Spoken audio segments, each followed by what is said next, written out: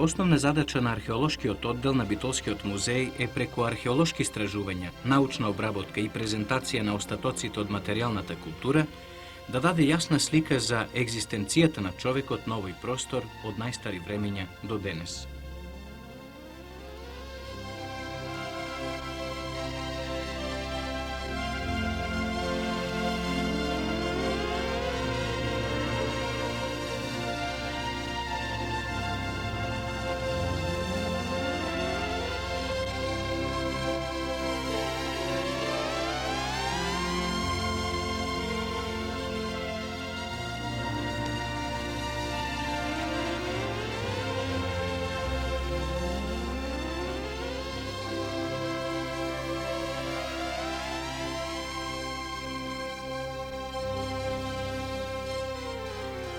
Битола со својата околина е една од најбогатите места со археолошки наоѓалишта на Балканот. Таа доста рано го сврте вниманието на љубителите на старини, како на оние од самиот град, така и на оние од страна.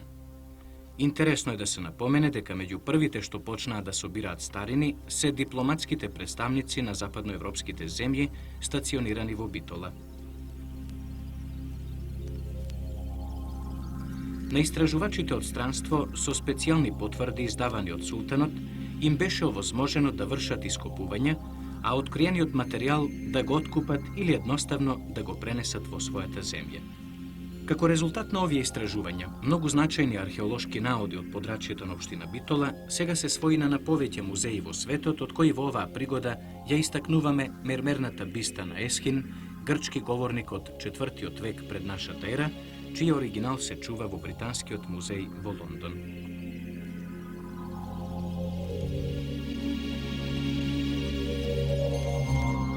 Од периодот меѓу двете светски војни, доста значајен е фондот од мермерна пластика и надпис од Битолско, кои се наоѓаат во лапидариумот на Археолошкиот музеј на Македонија во Скопје,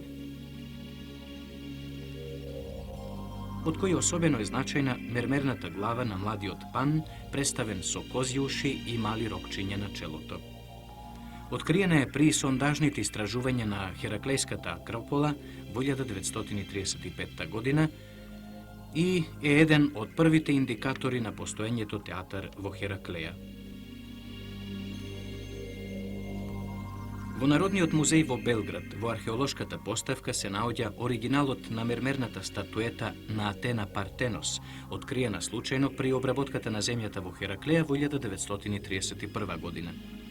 Нејзиното значење е пред се во тоа што е една од најверодостојните копии на Фидиевата Атена Партенос во Партенон.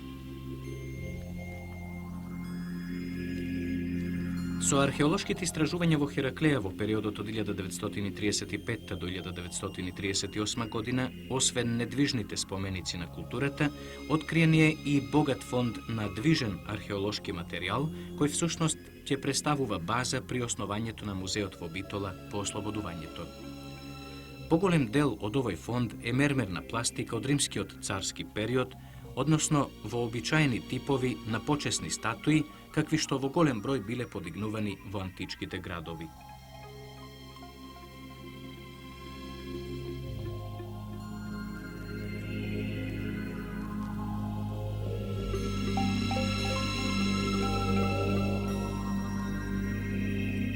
Археолошките истражувања на подрачјето на општина Битола во последните 3 децении, иако незначителни по обем, овозможуваат да се даде одговор на низа прашања битни за расветлување на екзистенцијата на човечката популација на овој простор.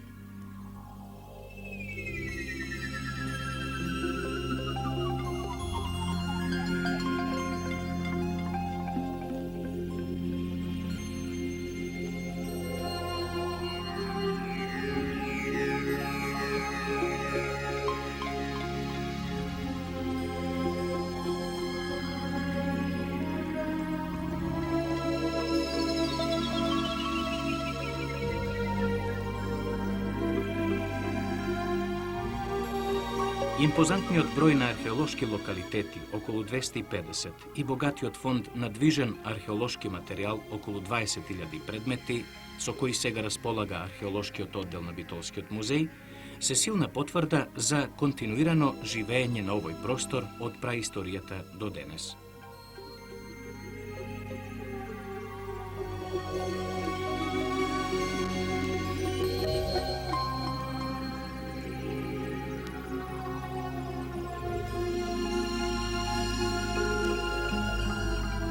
Плодната Пелагониска рамнина, чиј добар дел му припаѓа на подрачјето на Битолскиот музеј, со своите извонредни климатски услови, овозможува континуиран живот на човекот од најстарите времиња до денес. Всушност, ова го потврдуваат и истражувањата кои археолошкиот оддел на Битолскиот музеј ги врши во последно време.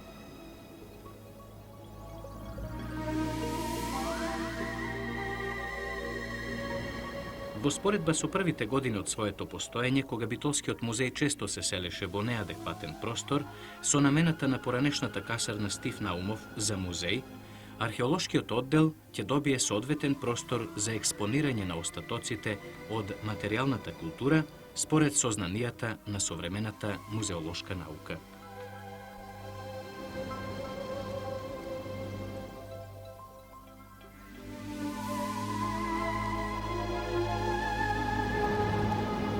Впечатливи се сознанијата за развитокот на материјалните култури во праисторијата, кој се одвивал во рамките на локалните етнички традиции, иако постоеле известни контакти со културите на соседните краишта. Најстарите остатоци од животот на човекот во Пелагонија потекнуваат од времето на неолитот. Досегашните резултати од археолошките истражувања укажуваат дека неолитот во Пелагонија се развивал паралелно со неолитот во другите подрачја на Балканот.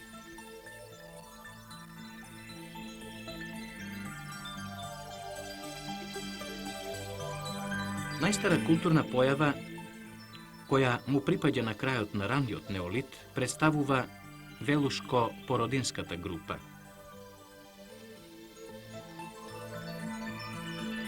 Во текот на неолитот, енеолитот и бронзеното време, како и бранот на раздвижувањата на индоевропските племиња од север, оставиле сосема мали траги. Секако значењето на Пелагониската котлина уште повеќе се зголемува ако се додаде дека таа представува голем културен историски комплекс, музеј под ведро небо во вистинската смисла на зборот. Населбите од оваа културна група се повеќе слојни и му припаѓаат на типот телови кои во Пелагонија се познати во поголемиот дел под името Тумба, освен во периферниот северен дел од Пелагониската котлина, каде што се среќаваат под името Чука. Тие всушност се вештачки подигнати височинки кои настанале од честите обновувања на живеалиштата на едно место и во подолг период, а се простираат на површина од околу 2 до 3 хектари. Систематските археолошки истражувања на некои од овие тумби од неолитот кои екзистираа во 4-тиот милениум пред нашата ера, покажаа дека живеалиштата се надземни со правоаголна и трапезоидна основа, градени од колци, цепени греди и трска, а облепени со кал. За одредување на нивниот облик, внатрешниот распоред и функционалноста, најмногу можат да ни послужат култните жртвеници моделирани во облик на основи на куќи или куќи на две води. Еден од основните остатоци од материјалната култура е керамиката. Според начинот на изработка и намената се издвојуваат два вида, и тоа груба и фина керамика. Во грубата керамика се карактеристични големи садови изработени од недоволно прочистена земја, помешана со зрнцо, песок и понекогаш со плева. Садовите се со дебели ѕидови, украсувани со пластични лепенки, поставувани во редови или расфрлани, потоа линии од прсти изведувани хоризонтално или вертикално, кои во горниот дел се аркадно заоблени, украси изведени со засеци од ногти, штипнување со прсти и слично.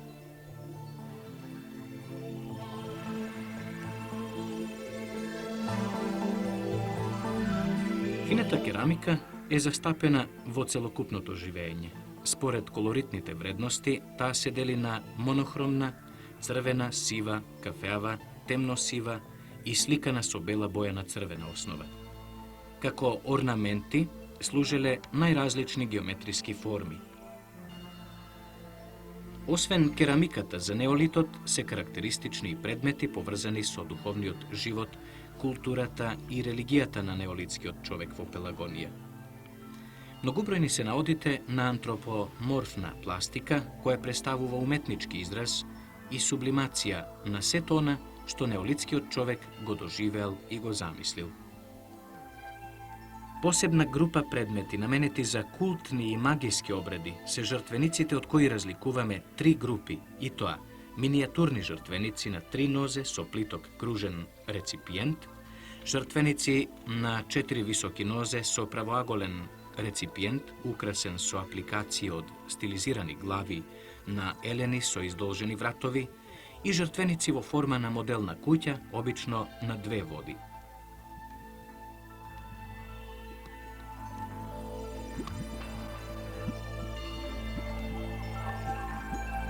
Преминот од каменото во бронзеното време е означен како енеолит или време на појавата на првиот метал бакарот.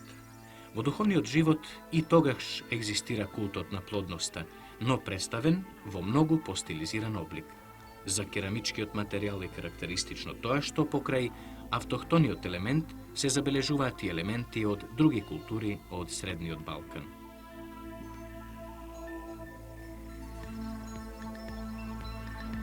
Железното време, прво, второ, трето или Халштат А, Б, С и Д за Средна Европа, датира во периодот од 1200 до 400 година пред нашата ера и е познато како време на етнички поместувања. Материјалната култура е изразена преку наоди на гробови и тоа повеќе концентрирани во Пелагонија. Погребувањето било вршено во гробни конструкции градени од камени плочи во облик на цисти. Покојниците се инхумирани, поставени на плеќи во испружена положба.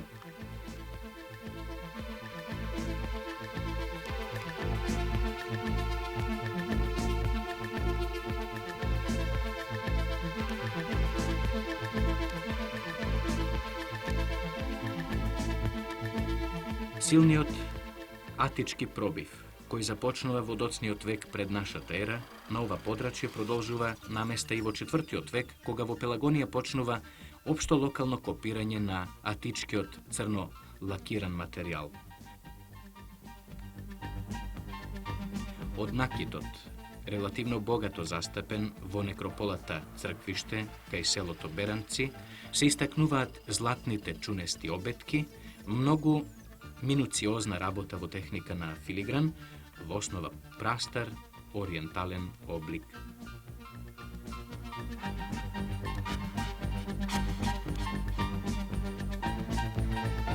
Потоа се среќаваат стар архаичен тип со шупла, конична глава и мал обод покрај горниот раб.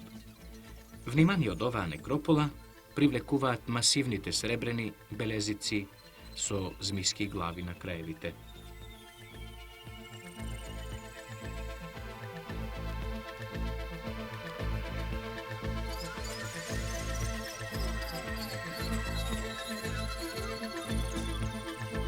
Најмногу застапен и најзначаен облик меѓу накитот од оваа некропола се сребрените малоазиски фибули. Првите контакти, манифестирани со значителен увоз на луксузна стока, керамички садови, бронзени садови, сребрен и златен накит од егејските производни центри, сведочат истовремено за оформениот вкус и желба за поседување вакви висококвалитетни производи.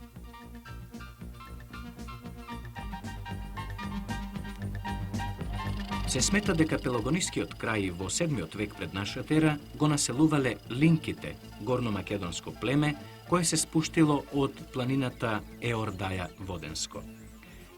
Линките ги населувале областите на Леринско, а на север допирале до денешна Битола, во чија близина се наоѓал и нивниот главен град Хераклеа Линкестис.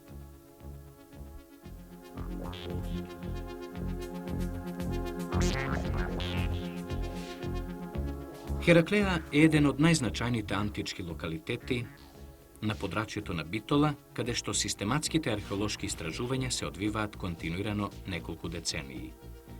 Овие истражувања ни овозможуваат да ги следиме историските настани и културно-економскиот развој во траење од еден милениум. Градот го основал Филип II во средината на 4. век пред нашата ера како стратегиска точка. Додека во хеленистичкиот период Хераклеја се ограничувала само на Акрополата, со паѓањето на Македонија под римска власт во 148 година пред нашата ера, започнува нова етапа во просперитетот на овој град. Иако оваа област, како и цела Македонија, ја губи својата самостојност и стратегиско значење во економски поглед, доживува просперитет. Овој економски просперитет се должи особено на трасирањето на Вија Егнатија, која беше најнепосредна врска меѓу Јадранското и Егејското крајбрежје, односно меѓу Рим и источните провинции. Хераклеја беше една од позначајните станици на овој пат со извонредно стратегиско значење. Подемот на Римската империја во времето на Август до Северите се одрази и на овој град. Остатоците од материјалната култура кои се откриени со археолошките ископувања ја потврдуваат оваа констатација.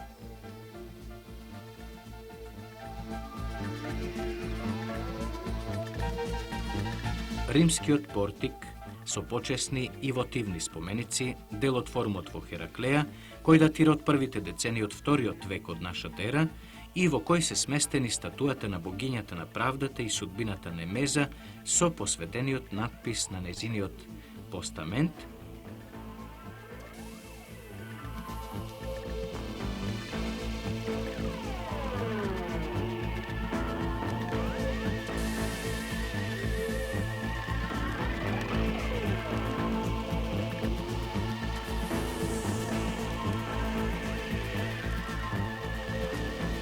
потоа статуата на Тит Флавиј Орест, добротвор на градот Хераклеја, во чија чест граѓаните на Хераклеја му подигнаа споменик и многобројните други статуи откриени во овој град, даваат јасна слика за неговиот подем во римскиот царски период.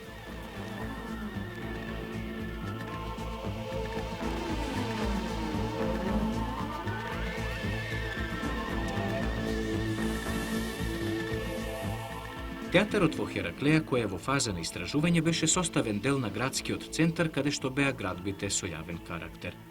Театарот имаше двојна намена, односно за одржување сценски представи и представи со животни.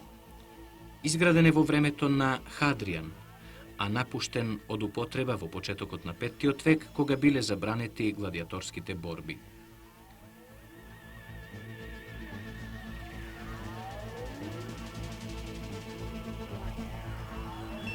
Гледалиштето има форма на потковица со 20 редови мермерни седишта. Театарот можеше да прими околу 3000 посетители. Првите редови од гледалиштето беа резервирани за одделни општини. Според надписите ги идентификуваме општините Асклепијадос, Артемизиос, Хераклеја и Дионисиос. Во централниот дел на гледалиштето е централната ложа со места за почесните граѓани. На оградниот зид од ортостати има 3 кафези за животни.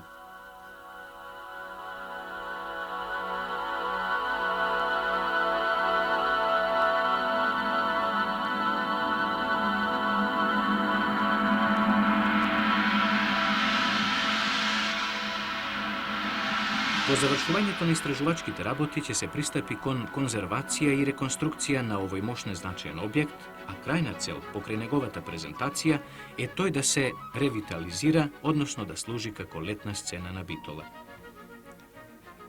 Честите варварски напади од средината на 3. век од нашата ера се одразија врз економската база на ова подрачје. Оневозможено е одвивање на стопански дејности. Населението се повлекува во поголемите градски центри кои во времето од 4. до 6. век добиваат нови цврсти фортификациони системи. Кризата на робовладетелското општество во овие немирни времиња почнува да го достигнува својот врв.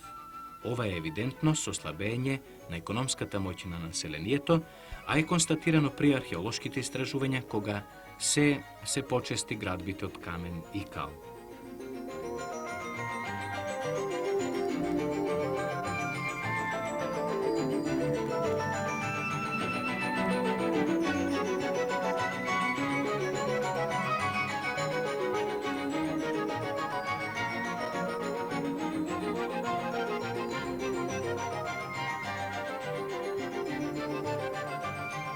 Во ранохристијанскиот период, Хераклеја е епископско седиште. Првиот епископ на Хераклеја, кој ни е познат, Еуагриус, зеде учество на соборот во Сардика во 347 година од нашата ера. Еден век подоцна, Квинтилиус Хераклее учествуваше на соборот во Ефес во 449 година како представник на архиепископот од Тесалоника, а на соборот во Константинопол во 553 година го среќаваме епископот на Хераклеја Бенигнус. Двете базилики и епископската резиденција, кои се наоѓаат во центарот на градот врз некогаш раскошниот римски форум, обилуваат со мозаични површини на подовите, од кои секако се издвојува мозаикот на подот во нартексот на големата базилика. Тоа е фигурална мозаичка слика со извонредни квалитети, која може да се нареди во редот на оние во мал број зачувани врвни дела на античкото сликарство. Овој мозаик далеко ги надминува досега познатите мозаици на подовите и по своите уметнички квалитети, и по својата содржина, и по символичното значење, како и по иконографското решение на композицијата. Раскошниот колорит е постигнат со околу 20 бои и нијанси изведени со коцкички од камен, стаклена паста и керамика и повеќе одговара на сликарската палета на зидните мозаици. Со мозаикот на подот на нартексот е представен целокупниот христијански универзум, сите негови 4 домени. За таа представа е употребена иконографската формула на сферичниот универзум, кој му е приспособен на правоаголното поле.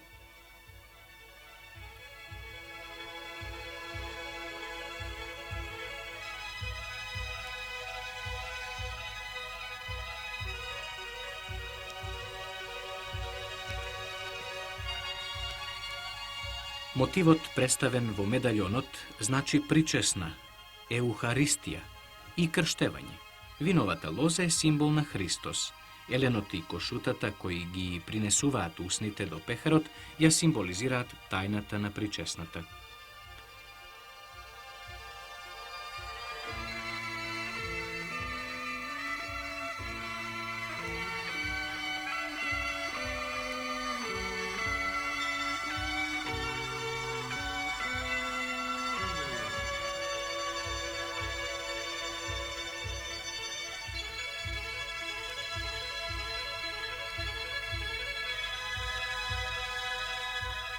Низата дрва со плодови, птици што летаат наоколу и цветните грмушки го представуваат христијанскиот рај Парадеисос.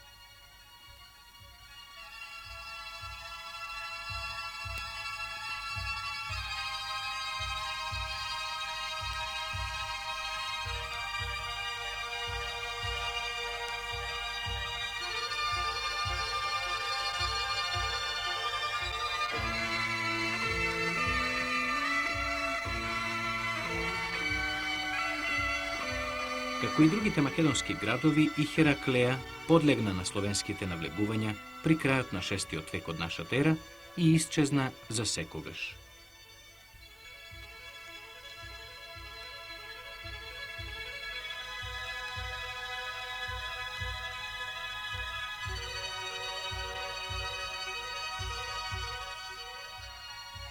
Кон крајот на 6 век започнува населувањето на словените на Балканскиот полуостров. Во непосредна близина на Хераклеја се насели словенското племе Берзити или Брсјаци и ги постави темелите на словенскиот град Битола. Од овој период се зачувани сосема мал број остатоци затоа што населбата не можеше да напредува поради честите војни со Византија.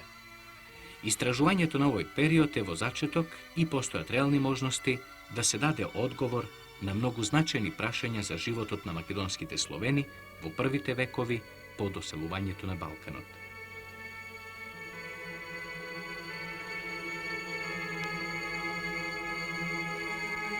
Досегашната истраженост на археолошките локалитети во Битолско е само драгоцен почеток, а иднината им припаѓа на следните генерации на истражувачи, кои секако многу ќе придонесат во разјаснувањето на културно-историското минато на ова подрачје.